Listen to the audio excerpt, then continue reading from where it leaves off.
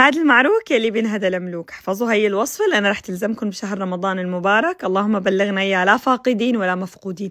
الوصفة هي نزلتها سابقا وجابت ملايين التطبيقات والمشاهدات.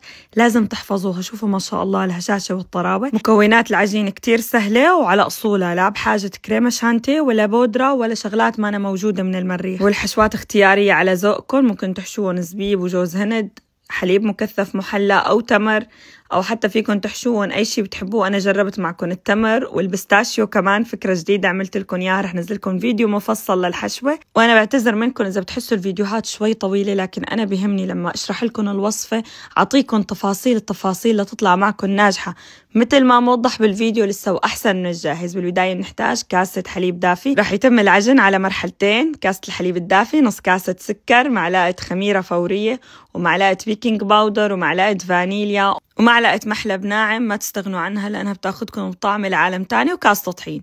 هلأ بنخلط هي المكونات كلها سوا وبنغطي العجينة، بنتركها شغلة 10 دقايق لنتأكد من تفاعل الخميرة. وبالنهاية بحتاج صفار بيضتين لدهن المعروك، ما كبيت البياض حفاظا على النعمة. والخطوة اختياري، ممكن تستغنوا عن البيض تماما بعد ما تأكدت من تفاعل الخميرة. المرحلة الثانية بالعجن: معلقة ملح صغيرة، ومثل ما ذكرت لكم ممكن تضيفوا يانسون أو شغلات تانية لكن أنا استغنيت عنها، اكتفيت بالمحلب. نص كاسة لبن زبادي، وربع كاسة زيت نباتي، ونبلش ننزل الطحين بالتدريج.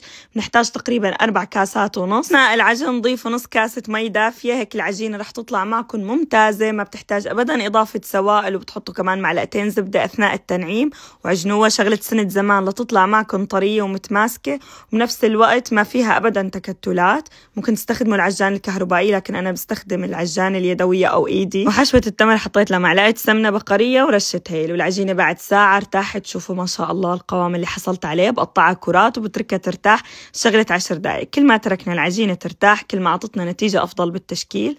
وبتشكلوها بالشكل اللي بتحبوه. أنا عملت لكم فيديو مفصل لتشكيل المعروك، لكن بشكل عام أنا دائما بحب الشكل المعتاد اللي متعودين عليه من أيام سوريا، سهل وسريع وبطلع شكله كتير ظريف. بس لأشكال جديدة رح أعمل لكم فيديو مفصل بإذن الله تعالى. بعد ما شكلناهم نتركهم بالصواني شغلة ساعة ونص لساعتين. كتير مهم نريح العجينة. ودهنتهم كمان بصفار البيض مع رشة نسكافيه، وإذا بتحبوا تضيفوا فانيليا ما بيأثر، أو فقط تدهنوهم بحليب. دخلتهم على فرن محمى مسبقا درجة حرارة 180.